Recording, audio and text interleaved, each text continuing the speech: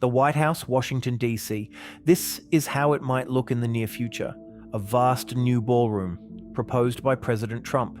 A significant change that has sparked widespread debate. But this is only the most recent conflict surrounding the president's residence. One that, over time, has included not only presidents, but first ladies, urban planners, architects, and lawmakers. What becomes clear in this story is that this is a symbol that has, and will continue to, evolve now and into the future. To understand how and why these changes came to be, we need to go back and look at all that came before it, visualizing the different concepts and how they might have symbolized American democracy instead. It's a story of unrealized concepts, rejected ambitions, and tensions between power, symbolism, symmetry, and restraint, as the building evolved from a private residence to becoming a machine of government, and then one of the most charged symbols of American democracy. So let's ask, how much change is too much? The West Wing? A new ballroom? Big flags? A UFC stadium? Grand statues? To answer, we'll go right back to the beginning. See what has been imagined, what was rejected, what was achieved, and why this symbol of American democracy matters so deeply.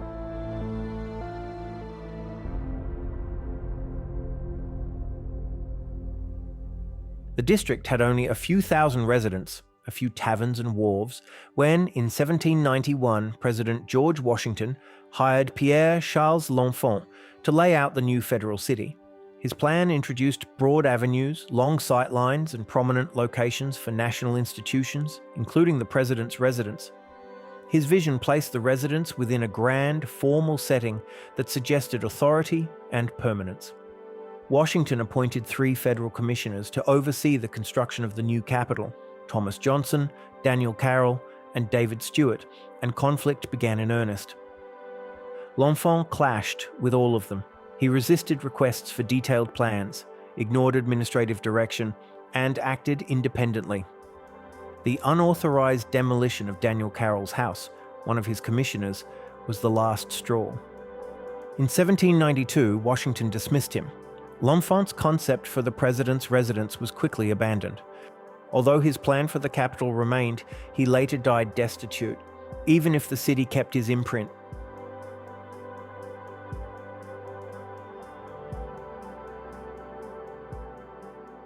The commissioners needed a new architect for the president's residence. A competition was proposed and announced in newspapers around the nation. Several architects submitted proposals. James Diamond submitted a larger, more ornate scheme with strong classical features. Thomas Jefferson also entered an anonymous design influenced by French neoclassicism. These proposals and others were criticized for either looking too European or too aristocratic. Members of Congress were wary of domes, grand porticos, and anything that resembled a palace. James Holborn proposed a restrained Georgian design inspired by European country houses. President George Washington was closely involved in the decision. He wanted a building that conveyed authority without inviting comparisons to monarchy. Holborn's design was selected in 1792 and ready for the president 8 years later. It wasn't the most ambitious entry, but it avoided political risk. Just 14 years later, it was destroyed by fire, along with much of Washington by the British. The building was gutted. Only the exterior walls remained. In the aftermath, a vote to make another city the capital instead was only narrowly overturned, so the White House was painstakingly rebuilt. The symbol was seen as too important to change.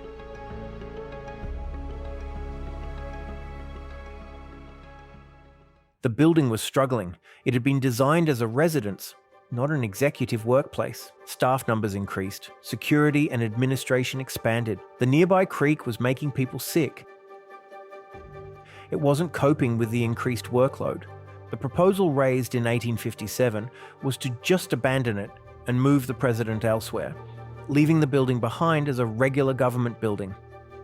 Brigadier General Nathaniel Mickler was tasked with finding a solution, and he pushed for starting again, somewhere higher.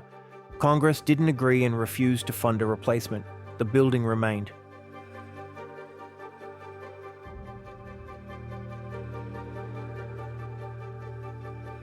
President Chester Alan Arthur returned to the same idea.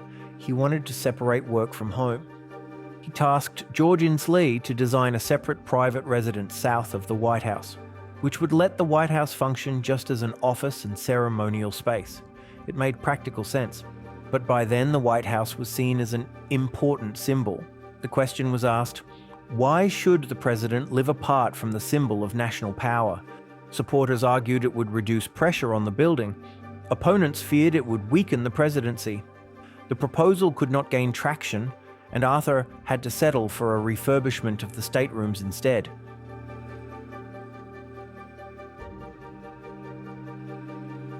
During Benjamin Harrison's presidency, pressure on the White House became impossible to ignore.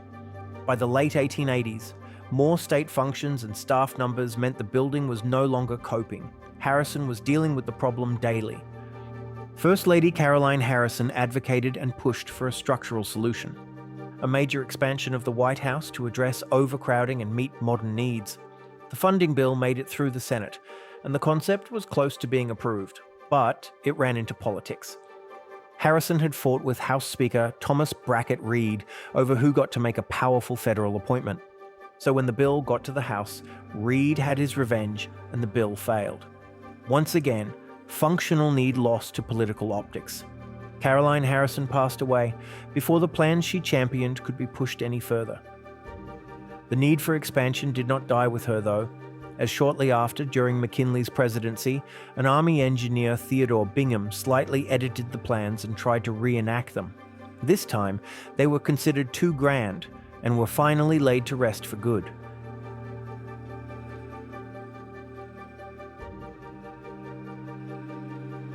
Under Theodore Roosevelt, the situation forced a reset. By 1902, a controlled solution was adopted. The White House would change internally, but not visually.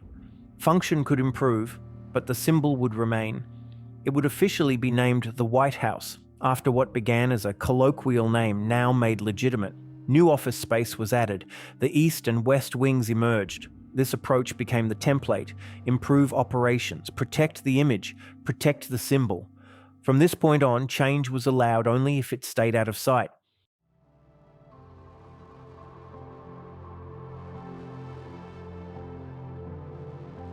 The restraint established in 1902 hardened into doctrine. Even as pressures mounted, the exterior remained protected. During World War II, security demands increased, but visible change was avoided. By the late 1940s, the building was structurally in crisis. President Harry Truman faced a blunt reality. The White House was literally falling apart. The solution was drastic. The interior was completely gutted, floors removed, walls stripped, a new steel frame built inside the original shell. And from the outside, almost nothing changed. The symbol was preserved. That balance became precedent. Expansion and improvement continued largely out of sight. The West Wing grew. The East Wing expanded. Underground offices, bunkers, and service spaces multiplied. By the early 1960s, the White House was historic in appearance, modern in operation. Then came the Kennedys. First Lady Jacqueline Kennedy recast the building as a historic artifact requiring protection. Rooms were restored, non-historic elements removed, preservation standards formalized. The building was no longer simply where power lived. It became something to defend. From that point on, visible change grew politically and culturally sensitive. Adaptation had shifted into preservation.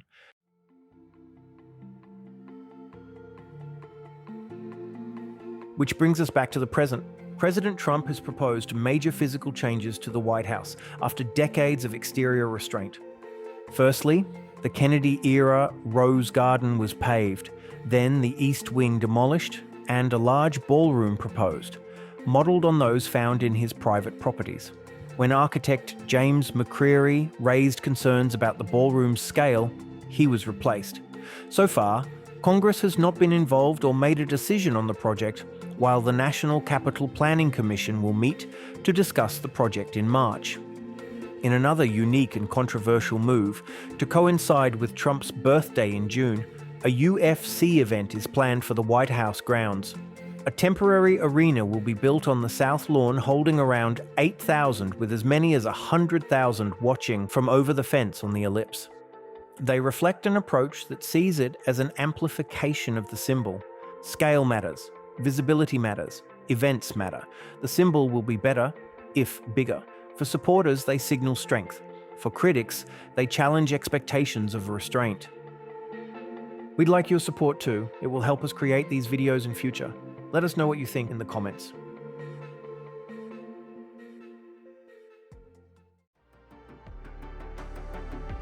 But imagine the future, because change is not new to the White House, and it is unlikely to stop.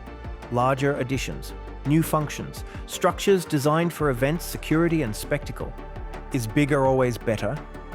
For instance, the world's tallest statue at 180 meters is the Statue of Unity in India. Would the symbol of democracy be improved if the United States went higher? Would that be enhancing the symbol or changing it? And if a symbol changes, can it return to what it was? For more than 2 centuries, every major proposal has circled a similar boundary. How far can this building evolve before it stops being the White House? A question that will need repeating as we wait to see what changes next.